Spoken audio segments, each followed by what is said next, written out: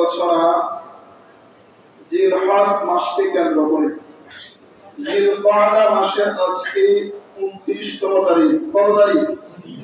29তম তারিখ। আরবি মাসে বিশের হলো মাস হয় 30 হয় আর না হয় কত? 29। 27-এরও সম্ভাবনা নাই, 31-এরও সম্ভাবনা নাই, কোনোভাবেই নেই। আজ পর্যন্ত কখনো 27 হয় নাই, আবার 31ও কি হয় নাই।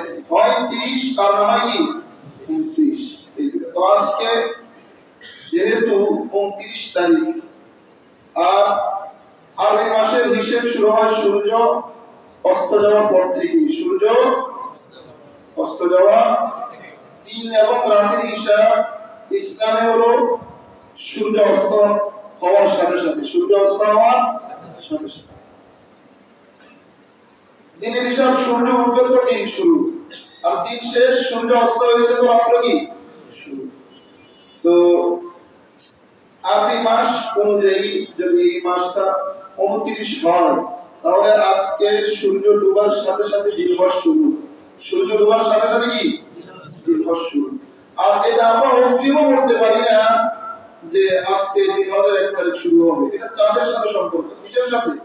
চাঁদের সাথে। চাঁদ যদি নতুন চাঁদ উঠে তাহলে জিলহজ শুরু, আর যদি না ওঠে তাহলে এখনো জিলকআদা কি বাকি আছে একদিন। তো যাই হোক, জিলহজে 1 তারিখ থেকে শুরু করে কুরবানি করার পর্যন্ত কুরবানি সহ জরুরি কিছু ইবাদত আছে। জরুরি কিছু কি আছে?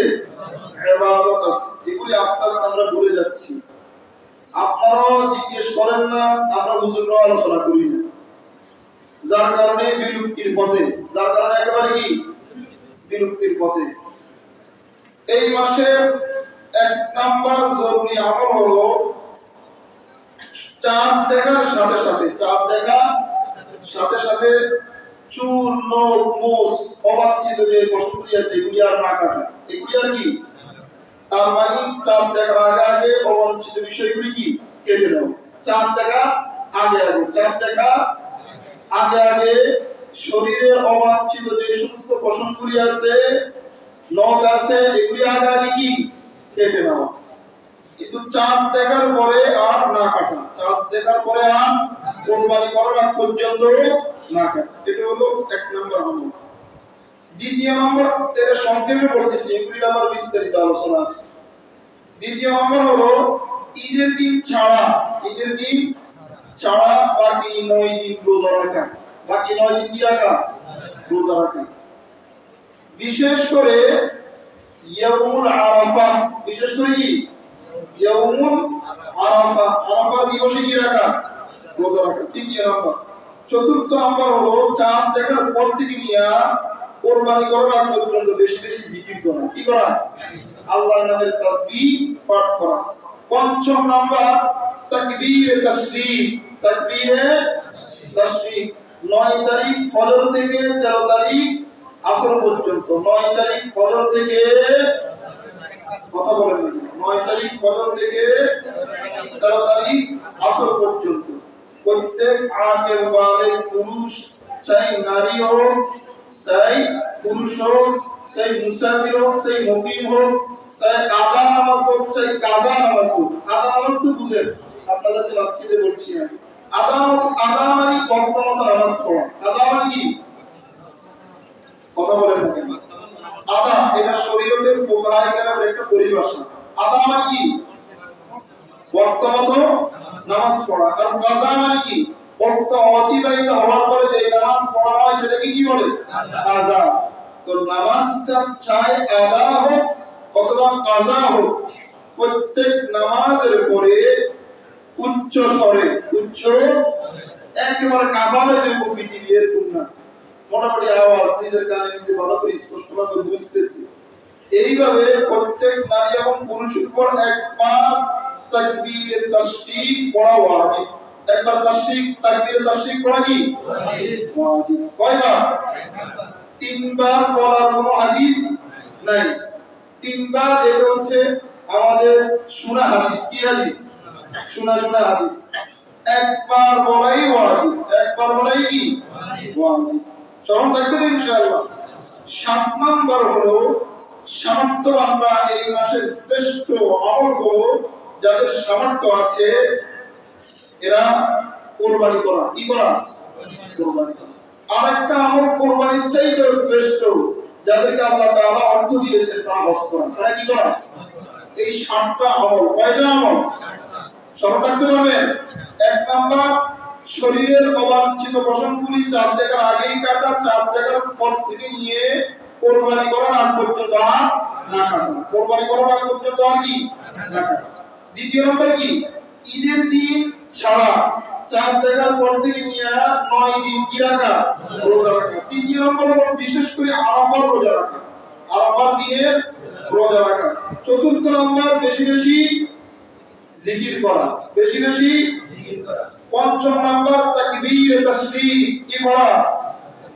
তাকবীরে তাসবিহ। ষষ্ঠ নাম্বার কোরবানি করা যাদের সামর্থ্য আছে। সপ্তম নাম্বার সামর্থ্যবানরা খানায়ে কাবার বাইতুল্লাহ হজ করা। এই 7টা আমল। কয়টা আমল? এই 7টা আমল যদি সময় থাকে রেফারেন্স সহকারে আলোচনা করব ইনশাআল্লাহ। 1 নাম্বার হলো চুল, নখ, মোচ, শরীরের অবাঞ্ছিত বিষয়গুলি, যে সমস্ত জিনিসগুলি আছে এগুলি চাঁদ দেখার পরে আর না কাটা। হযরত উম্মে সালমা রাদিয়াল্লাহু তাআলা আনহা রাসূল করিম সাল্লাল্লাহু আলাইহি ওয়াসাল্লাম থেকে হাদিস বর্ণনা করেছেন। قال من رأى هلال ذي الحجة وأراد أن يضحي فلا يأخذن من شعره ولا من أظفاره رواه الترمذي رحمه الله تعالى.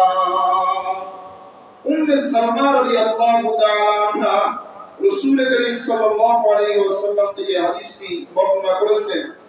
তিরমিজির হাদিস। হাদিসের প্রমিক নাম হলো 1523। কত নম্বর হাদিস? 1523 নম্বর হাদিস। এই হাদিসের ভিতরে আল্লাহর নবী বলেছেন, যেই ব্যক্তি জিলহজের চাঁদ দেখবে, যেই ব্যক্তি জিলহজের চাঁদ দেখবে আর তার ইচ্ছে হলো সে কোরবানি করবে। কি করবে? কোরবানি করা ইরাদা করেছে, জিলহজের চাঁদ দেখেছে, সেই ব্যক্তি যেন চাঁদ দেখার পর থেকে নিয়ে তার চুল, তার নখ, তার অবাঞ্ছিত শরীরের যে সমস্ত বস্তুগুলি আছে এগুলি যেন সে আর না কাটে। এগুলি যেন সে আর কি না কাটে। উম্মে সালমা রাদিয়াল্লাহু তাআলা আনহা থেকে আরেকটি হাদিস। আম্মা নবী সাল্লাল্লাহু আলাইহি ওয়াসাল্লাম قال إذا رأيتم هلال ذي الحجة وأراد أحدكم أن يضحي فليمسك من شعره وأظفاره رواه مسلم رحمه الله تعالى. আগের যে হাদিসটি বলেছি এই হাদিসটি জামিউ তিরমিজি কোন কিতাবে? হাদিসের কিতাব জামিউ তিরমিজির সিহাহ সিত্তা, 6টা বড় বড় কিতাব আছে। এগুলির ভিতরে একটা হলো জামিউ তিরমিজি। জামিউ তিরমিজি বুখারীর পরে যে হাদিসের কিতাবের স্থান সেটা হলো সহিহ মুসলিম। যে হাদিসের কিতাবের নাম কি? সহিহ মুসলিম। সহিহ মুসলিমে 1977 নম্বর হাদিস। এই হাদিসের ভিতরে উম্মে সালমা রাদিয়াল্লাহু তাআলা আনহা রাসূল করিম সাল্লাল্লাহু আলাইহি ওয়াসাল্লাম থেকে বর্ণনা করেছেন, আল্লাহর নবী বলেছেন, তোমাদের কেউ যদি জিলহজের চাঁদ দেখে এবং কুরবানি করার ইচ্ছা থাকে সে যেন তার চুল এবং নখ এবং শরীরের অবাঞ্ছিত যে সমস্ত বিষয়গুলি আছে, বস্তুগুলি আছে, এগুলি যেন আর না কাটে। এখন লক্ষণীয় বিষয় হলো যে এই দুটি হাদিস আমি আপনাদের সম্মুখে বলেছি, এগুলির ভিতরে একটা তিরমিজির হাদিস আর একটা সহিহ মুসলিমের হাদিস। দুই হাদিসের ভিতরে যারা কুরবানি করার ইচ্ছা করে তাদেরকে বলা হয়েছে। কাদেরকে? যারা কুরবানি করবে, কুরবানি করার ইচ্ছা আছে। ওয়া আরাদা আন ইউযহিয়া অথবা ওয়া আরাদা আহাদুকুম আন ইউযহিয়া, তোমাদের মধ্যে যে ব্যক্তি, যে কেউ কুরবানি করার ইচ্ছা পোষণ করে তারা যেন তাদের চুল, নখ ইত্যাদি না কাটে চাঁদ দেখার পর থেকে নিয়ে কুরবানি করার আগ পর্যন্ত। এখন কথা হলো যারা কুরবানি করবে না তারা কি কাটবে? প্রশ্ন থাকে কি থাকে না? তারা কি কাটবে? এই বিষয়ে হাদিস রাসূল করিম সাল্লাল্লাহু আলাইহি ওয়াসাল্লামের বিখ্যাত সাহাবী আন আব্দুল্লাহ ইবনে আমর ইবনে আল-আস রাদিয়াল্লাহু তাআলা আনহু أن رسول الله صلى الله عليه وسلم قال لرجل أمرت بيوم الأضحى عيدا جعله الله عز وجل لهذه الأمة فقال الرجل أرأيت إن لم أجد إلا منيحة موسى أفأضحي بها؟ قال لا ولكن تأكل من شعرك وتضلل أسفارك وتقص شاربك وتحلق عانتك فذلك تمام أضحيتك عند الله عز وجل رواه النسائي رحمه الله تعالى এই হাদিসের ভিতরে নাসাই শরীফের হাদিস 4365 নম্বর হাদিস 4365 নম্বর হাদিস নাসাই শরীফের হাদিস নাসাই শরীফ সিয়াসাত্তা 6 কিতাবের এক কিতাব নাসাই শরীফ এই কিতাবের ভিতরে এই হাদিসটি বর্ণনা করেছেন আব্দুল্লাহ ইবনে আমর ইবনে আল-আস আব্দুল্লাহ ইবনে আমর ইবনে আল-আস থেকে বর্ণিত রাসূল করিম সাল্লাল্লাহু আলাইহি ওয়াসাল্লাম বলেন যে আমি আল্লাহর পক্ষ থেকে নির্দেশ প্রাপ্ত হয়েছি ঈদুল আযহার জন্য। কিসের জন্য? বিয়াউমিল আযহা ঈদা জাআলাহুল্লাহু আযজা ওয়া জাল্লা।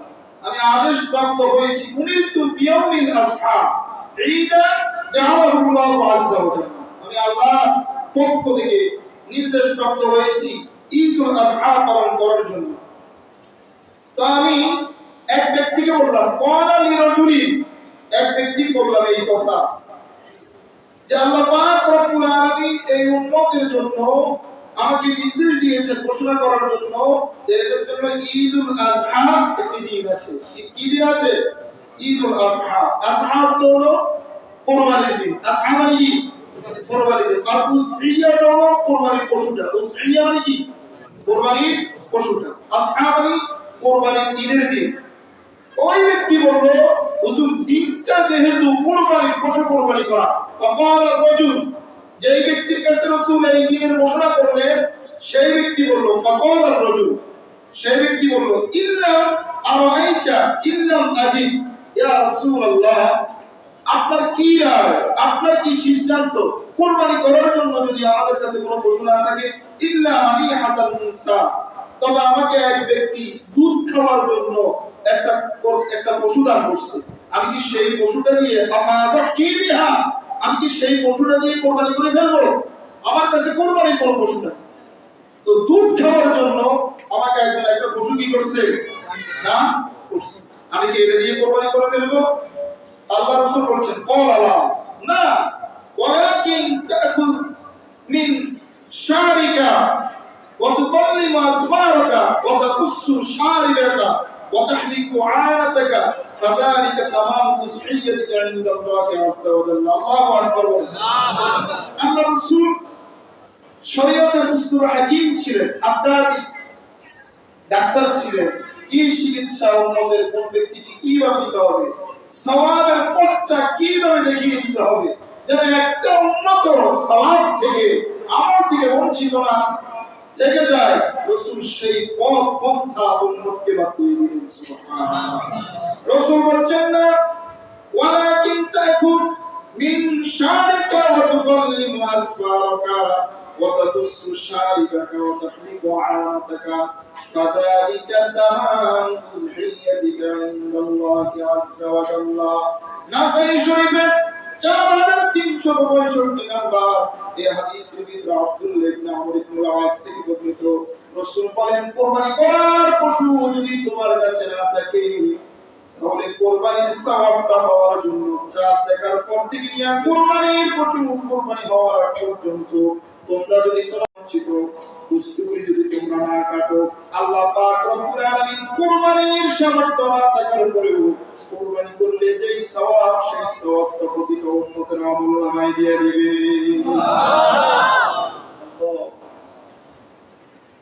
কত জরুরি হাদিস, কত জরুরি হাদিস। তার মানে যে ব্যক্তি পশু কুরবানি সেও যদি চাঁদ দেখার পর থেকে নিয়া কোরবানির পশু কোরবানি হওয়ার আগ পর্যন্ত যদি নিজের শরীরের অবাঞ্ছিত পশমগুলি যদি না কাটে, নখ যদি না কাটে, তাহলে কোরবানি করলে যে সওয়াব, সেই সওয়াব আল্লাহ তাআলা প্রতিটা উম্মতের আমলে দিয়ে দিবে। এখন প্রশ্ন হলো, শিশু বাচ্চা যারা আছে, বালক বালিকা যারা আছে, যারা প্রাপ্তবয়স্ক হয়নি, তাদের ব্যাপারে শরীয়তের কোনো প্রশ্ন আছে কিনা? ইবনে ওমর রাদিয়াল্লাহু তাআলা আনহু এক রাস্তা দিয়ে হেঁটে যাচ্ছেন, পাশে একটা মহিলাকে দেখতেছেন, তার বাচ্চার মাথার চুল কাটতেছে, চুল ছাঁচতেছে।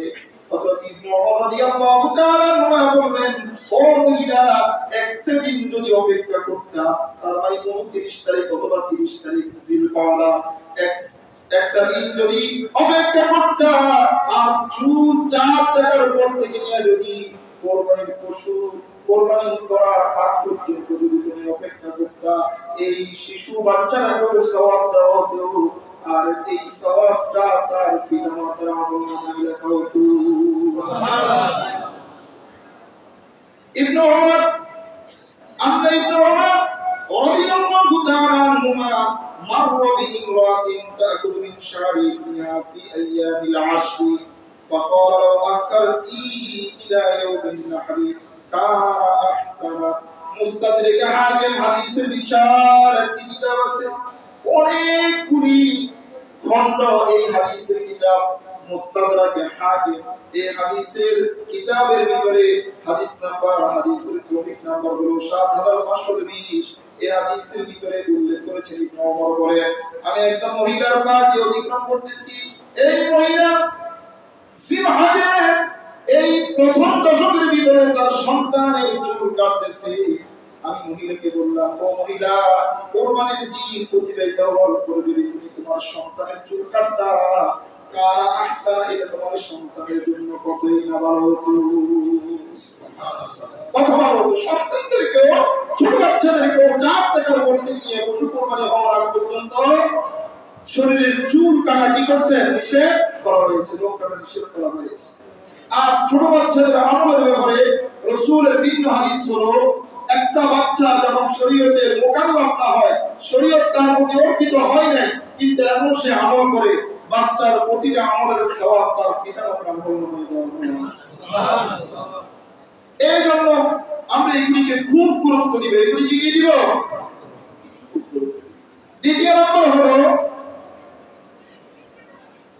চাঁদ দেখার পর থেকে নিয়ে 9 তারিখ পর্যন্ত রাসূল করিম সাল্লাল্লাহু আলাইহি ওয়াসাল্লাম লাগাতার রোজা রাখতেন। কি রাখতেন?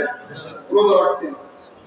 আন হুরায়রা ইবনে খালিদ রাদিয়াল্লাহু তাআলা আনহুমা আন ইমরাতিহি আমরাজা সুওয়াদিন নবী সাল্লাল্লাহু আলাইহি ওয়াসাল্লাম قالت كان رسول الله صلى الله عليه وسلم يصوم 9 ذي الحجة ويوم عاشوراء وثلاثة أيام من كل شهر أول اثنين من الشهر والخميس।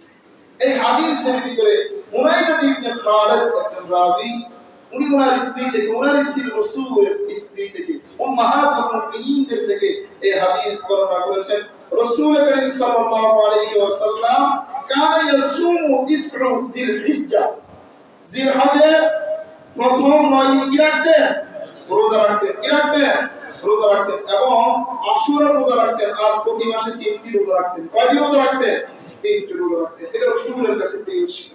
নাসাই শরীফে 2415 নম্বর হাদিস, আল্লাহর নবী বলেন, আরবাউন লাম ইয়াকুন ইয়াদউনা আন-নবী সাল্লাল্লাহু আলাইহি ওয়াসাল্লাম সিয়াম আশুরা والعشر وثلاثة أيام من كل شهر وركعتين قبل الغداء أو كما قال النبي عليه الصلاة والسلام। চারটা আমল রাসূল কখনো ছাড়তেন না। কয়টা আমল? চারটা আমল। এটা রাসূল কখনো ছাড়তেন না। চারটা আমল রাসূল সব সময় করতেন। এক নম্বর হলো আশুরার রোজা। কিসের রোজা? আশুরার রোজা। এক নম্বর হলো কি?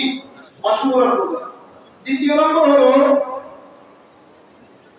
জিলহজ মাসের প্রথম 9 দিনের রোজা। প্রথম 9 দিনের রোজা। তৃতীয় নম্বর হলো প্রতি মাসে 3টি রোজা, প্রতি মাসে 3টি রোজা।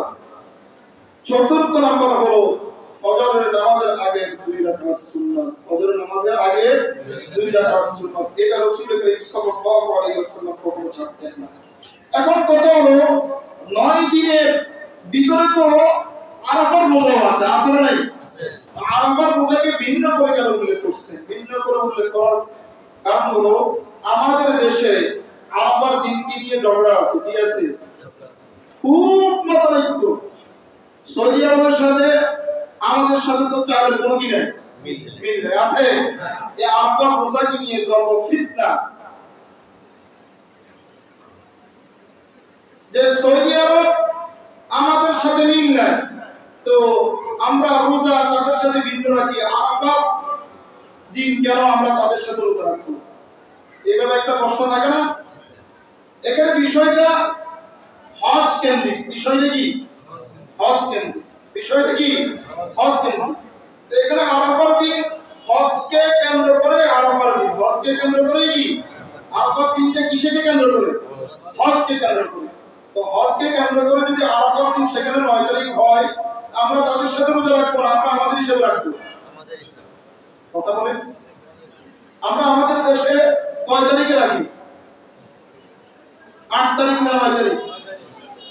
আমাদের দেশে আরবি কয় তারিখে রাখি? 9 তারিখ। তাদের দেশে কয় তারিখ হয়? 10 তারিখ। আমাদের দেশে আমরা 8 তারিখ রাখি। রাসূল করিম সাল্লাল্লাহু আলাইহি ওয়াসাল্লাম বলেছেন, সুমু লিরুয়াতিহি ওয়া আফতিরু লিরুয়াতিহি। তোমরা চাঁদ দেখে রোজা রাখো আর চাঁদ দেখে কি করো? রোজা রাখো। রোজা ফাইনাল ফতোয়া হলো যে চাঁদ থেকে রোজা রাখো, চাঁদ থেকে কি করো? রোজা ছাড়ো। চাঁদ থেকে রোজা রাখো, চাঁদ থেকে কি করো? রোজা ছাড়ো। এখন চাঁদের হিসাবে আমাদের দেশে যেই দিন 9 তারিখ, আমরা সেই দিনই কি রাখবো? রোজা রাখবো। চাঁদের হিসাব কিসের হিসাব? চাঁদের হিসাব। চাঁদের হিসাবের বাইরে তো আমরা যেতে পারি না, নাকি? তাহলে তো মাহে রমজানের রোজাটাও তাদের হিসাবে আমরা রাখার দরকার। কি বলেন? আমরা কি মাহে রমজানের রোজা তাদের হিসেবে রাখি না আমাদের চাঁদ দেখার কারণে রাখি?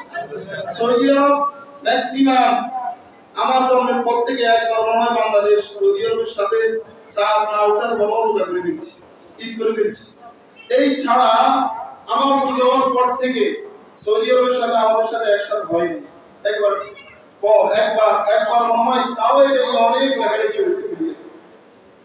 তো তারা তাদের হিসাবে রোজা রাখে, চাঁদ থেকে রোজা শুরু করে, আবার চাঁদ দেখার পরে রোজা কি আমাদের রোজা হিসাবে সেটা যেই রোজাই হোক, রোজা সূচনা হবে চাঁদ দেখার সাথে, রোজা ছাড়া হবে কিসের সাথে? চাঁদ দেখার সাথে। কারণ আর এই হিসেব হয় চাঁদের উপর। কিসের উপর? আল্লাহ তাআলা আমাদেরকে বুঝার তৌফিক দান করুন। এই আরাফার রোজার ব্যাপারে আল্লাহর নবীর ঘোষণা, সিয়াম ইয়াউমি আশুরা সিয়াম ইয়াউমি আরাফা أحتسب أن يكفر السنة التي قبله والسنة التي بعده كما قال النبي عليه الصلاة والسلام। আল্লাহর নবী বলেছেন যে আরাফার রোজা যেই বান্দা 9 তারিখ জিলহজের 9 তারিখে রোজা রাখবে, কয় তারিখ? 9 তারিখ আরাফার রোজাটা রাখবে, আল্লাহ পাক রব্বুল আলামিন তার জীবনের আগে 1 বছরের গুনাহ এবং রোজা রাখার পর থেকে নিয়ে সামনের 1 বছরের গুনাহ আল্লাহ তাআলা ক্ষমা করে দেন। সুবহানাল্লাহ। পিছনের 1 বছর এবং সামনের কি 1 বছর। এই হাদিসটি সহিহ মুসলিমের 1162 নম্বর হাদিস, 1162 নম্বর হাদিস। এই হাদিসের ভিতরে আল্লাহর নবী বলেছেন, যেই ব্যক্তি জিলহজের 9 তারিখ আরাফার দিনে রোজা রাখবে, আল্লাহ পাক রব্বুল আলামিন তার পিছনের 1 বছরের গুনাহ এবং সামনের 1 বছরের গুনাহ ক্ষমা করে দিবেন। সুবহানাল্লাহ। এইজন্য এই রোজা আমরা রাখবো ইনশাআল্লাহ। আল্লাহ তাআলা সকলকে তৌফিক দান করুন। এরপরে যে বিষয়গুলি, বেশি বেশি জিকির করা, ওয়াকুল্লাহ ফি আইয়ামিন মা'দুদাত, কালাম হাকিমের ভিতরে আছে আল্লাহ পাক রব্বুল আলামিন বলেছেন, জিকির তো তোমরা সব সময় করবা, তবে নির্ধারিত কিছু দিন আছে এগুলোতে বেশি বেশি জিকির করবা। সুবহানাল্লাহ। এরপরে তাকবীরে তাশরীক। তাকবীরে তাশরীকের অর্থ হলো আল্লাহ তাআলার বড়ত্ব বর্ণনা করা। কি করা? আল্লাহ তাআলা বড়ত্ব বর্ণনা করা। জিকির তাকবীর যেটা আল্লাহু আকবার বলা, এটার দ্বারা আল্লাহ তাআলা কি করা? বড়ত্ব বর্ণনা করা। এটা আমরা চাঁদ দেখার পর থেকে বেশি বেশি তাকবীর পাঠ করব, কিন্তু যেটা আমাদের জন্য ওয়াজিব, প্রত্যেক নরনারীর জন্য, নারী এবং পুরুষের জন্য, মুকিম হোক অথবা মুসাফির হোক, মুকিম হোক অথবা কি হোক, মুসাফির হোক, নামাজটা আদা হোক, ওয়াক্তমত হোক অথবা কাজা হোক, প্রতি নামাজের পরে উচ্চ স্বরে একবার তাকবীর তাসবিহ পড়া ওয়াজিব। একবার তাকবীর তাসবিহ পড়া কি ওয়াজিব। তাকবীর তাসবিহটা কি? আল্লাহু আকবার, আল্লাহু আকবার, লা ইলাহা ইল্লাল্লাহু, আল্লাহু আকবার, আল্লাহু আকবার, লিল্লাহিল হামদ। সকলে বলুন আল্লাহু আকবার, আল্লাহু আকবার, লা ইলাহা ইল্লাল্লাহু, আল্লাহু আকবার, আল্লাহু আকবার, লিল্লাহিল হামদ। 13 তারিখ, 9 তারিখ ফজর থেকে শুরু করে 13 তারিখ আসর পর্যন্ত। 9 তারিখ ফজর থেকে শুরু করে 13 তারিখ আসর পর্যন্ত স্মরণ থাকবে তো ইনশাআল্লাহ। সালাম ফিরানোর পরে যদি ইমাম সাহেব বলে যায়, মুক্তাদির ভিতর থেকে যে কোনো একজন পড়া শুরু করবে। আর বাড়িতে যদি আপনি নামাজ একা নামাজ পড়ছেন অথবা নামাজ কাজা হয়েছে ভুলে গেছে, তাহলে কাফারা শুরু পড়া হলে পড়ে নিবেন, তাকবীরটা পড়ে নিবেন। তাকবীরটা কি? যেহেতু এটার বিধান কি ওয়াজিব, এটার বিধান কি ওয়াজিব। এরপর কুরবানি করা, কুরবানির আলোচনা আমরা করতেছি সামর্থ্যবানরা হজ করা। 7 নম্বর হলো কি? সামর্থ্যবানরা হজ করা। একটা 4 হয়ে গেছে, আর 6 মিনিট আলোচনা হবে, 10 আমি ছেড়ে দেব ইনশাআল্লাহ। কুরবানি আমরা করি, কিন্তু কুরবানির মাসলা আমাদের যথাযথ না জানার কারণে আমরা অনেক ভুলভাল কুরবানি করি, যার কারণে আমরা অর্থ খরচ করি, এরপরে পশু ক্রয় করি, কিন্তু আমাদের কুরবানি হয় না, গোশত খাওয়া হয়। কি খাওয়া হয়? গোশত খাওয়া হয়। এই কারণে কুরবানির মাসলা মাসাইলগুলি জানলে কুরবানি যথাযথভাবে হয়, কুরবানি যথাযথভাবে হয়। 1 নম্বর হলো কুরবানির প্রকারসমূহ। 1 নম্বর কি? কুরবানির প্রকারসমূহ। কুরবানি 2 প্রকার। সর্বপ্রথম কুরবানি কত প্রকার? 2 প্রকার। 1 নম্বর হলো ওয়াজিব, 2 নম্বর নফল কুরবানি। 2 নম্বর কি? 1 নম্বর হলো ওয়াজিব কুরবানি, 1 নম্বর কি? ওয়াজিব কুরবানি। 2 নম্বর হলো নফল কুরবানি। ওয়াজিব কুরবানি আবার 3 প্রকার। ওয়াজিব কুরবানি আবার কয় প্রকার? 3 প্রকার। 1 নম্বর মান্নত। 1 নম্বর কি? মান্নত। আমার সাথে কথা বলবেন আপনারা। 1 নম্বর মান্নত। 2 নম্বর গরিবে, যার উপর কুরবানি ওয়াজিব নয়, কুরবানির নিয়তে পশু ক্রয় করা, কুরবানির নিয়তে পশু ক্রয় করা। 3 নম্বর হলো ধনী ব্যক্তির কুরবানি। 3 নম্বর হলো কি? যার উপর সামর্থ্যবান হওয়ার কারণে কুরবানি কি হয়ে যায়? ওয়াজিব হয়ে যায়। এই 3 প্রকারের ভিতরে প্রথম প্রকার মান্নত। মান্নতের কুরবানির গোশতের হুকুম হলো নিজেও খেতে পারবে না, কোন ধনী ব্যক্তিকেও খাওয়াতে পারবে না। কোন ধনী ব্যক্তিকেও কি খাওয়াতে পারবে না। এটার গোশত একমাত্র ফকির মিসকিনদেরকে দান করতে হবে। কাকে দান করতে হবে? ফকির মিসকিনকে দান করতে হবে। 2 নম্বর হলো গরিবের কুরবানির নিয়তে পশু ক্রয় করা। এটাও মান্নতের সমপর্যায়ে। এটাও কি? সামর্থ্য নাই, কি নাই, কিন্তু ক্রয় করতেছে কিসের নিয়তে? কুরবানির নিয়তে। এটাও মান্নতের পর্যায়ে। এটাও কি? মান্নতের পর্যায়ে। 3 নম্বর হলো ধনী ব্যক্তি। যদি মান্নতের পর্যায়ে নিয়ত করে কিনে কুরবানিটা, গরিব ব্যক্তি নিয়ত করে কিনে যে আমি কুরবানি দিব আমার ছেলের জন্য। কার জন্য? আগে মান্নত ছিল না, আগে মান্নত ছিল না, এখন ক্রয় করতে মানত করে কিনতেছি। কিসের জন্য? আমার ছেলে হওয়ার কারণে আমি পশু কুরবানি দিতেছি, মেয়ে হওয়ার কারণে পশু কুরবানি দিতেছি, অথবা ছেলে অসুস্থ, ছেলের রোগ ভালো হওয়ার নিয়তে কুরবানি করতেছি। তাহলে এটাও মান্নতের পর্যায়ে। কিসের পর্যায়ে? মান্নতের পর্যায়ে। এটা গোশত নিজে খেতে পারবে না, দরিদ্রকে খাওয়াতে পারবে না, একমাত্র মিসকিনদের হক। 3 নম্বর হলো কি? ধনী ব্যক্তির কুরবানি। কার কুরবানি? ধনী ব্যক্তির কুরবানি। ধনী ব্যক্তির উপর কুরবানি ওয়াজিব হওয়ার কারণে, সামর্থ্য থাকার কারণে কুরবানি ওয়াজিব। এই পশু ক্রয় করার কারণে এই পশুর গোশত সে নিজেও খেতে পারবে, ফকির মিসকিনদেরকেও কি খাওয়াতে পারবে। এরপর হলো নফল কুরবানি। কি কুরবানি? নফল কুরবানি গরিব ব্যক্তিও করতে পারে, ধনী ব্যক্তিও কি করতে পারে। গরিব ব্যক্তি নিয়ত করে কোরবানি পশু ক্রয় করে না, এমনি তার কাছে পশু আছে, অথবা একটা পশু ক্রয় করছে, বড় কোরবানি করে দিচ্ছে, পরে কি কোরবানি করে দিচ্ছে, কোনো নিয়ত ছিল না, কি ছিল না, আগ থেকে কোনো রকমের নিয়ত ছিল না, কেনার সময় নিয়ত করে নাই। এইরকম যদি গরিব ব্যক্তিও পশু কোরবানি করে, তাহলে এটার গোশত নিজেও খেতে পারবে, ধনী গরিবকেও কি খাওয়াতে পারবে। আরেকটা হলো নফল কোরবানি, ধনী ব্যক্তি তার ওয়াজিব কোরবানি পালন করার পরে আরেকটা অংশ নফল কোরবানিও দিয়েছে, এই কোরবানির গোশত সে নিজেও খেতে পারবে, ফকির মিসকিন ধনীদেরকেও খাওয়াতে পারবে। কথা বোঝা যাচ্ছে? তাহলে কোরবানি মূলত চার প্রকার। কত প্রকার? ওয়াজিব তিন প্রকার, ওয়াজিব মান্য গরিবের নিয়ত করে কেনার কারণে, আরেকটা হলো ধনী ব্যক্তি, আর চতুর্থ নম্বর হলো নফল কোরবানি। চতুর্থ নম্বর কি? নফল কোরবানি। আপনারা এই বিষয়গুলো মনোযোগ দিয়ে শুনবেন। দ্বিতীয় নম্বর, একান্নভুক্ত বড় পরিবার। একান্নভুক্ত কি? বড় পরিবার। 5 ছেলে রুজি করে, কি করে? চাকরি করে। 5 ছেলে, কয় ছেলে? 3 ছেলে।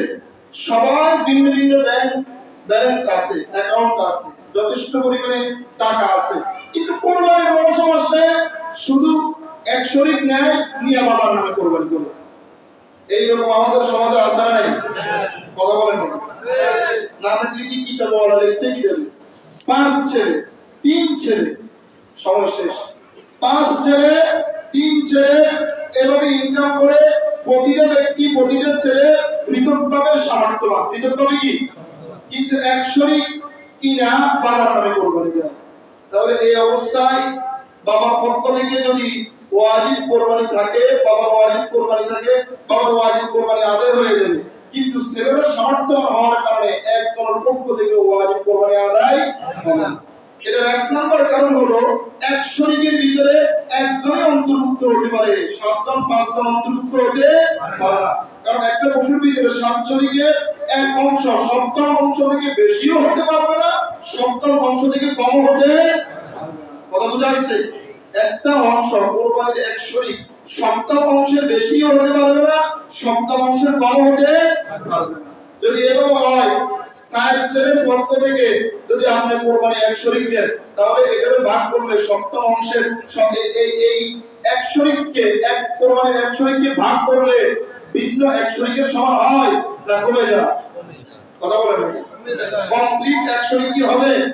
অথবা একটা পশুর ভিতরে আপনি 4 ছেলে মিলে এক শরীকের টাকা দিলেন, বাবার নামে কোরবানি করতেছেন, আর বাকি 6 শরীক ভিন্ন ভিন্ন, তো আপনার এই এক শরীকটা 4 ছেলের পক্ষ থেকে কোরবানি দেওয়ার কারণে ভিতর যে 6 শরীক আছে তাদের সকলের ভিন্ন এক শরীকের সমপরিমাণ হবে না। কথা বলেন হবে? যার কারণে কারো কোরবানি হবে না। যার কারণে কারো কোরবানি কি?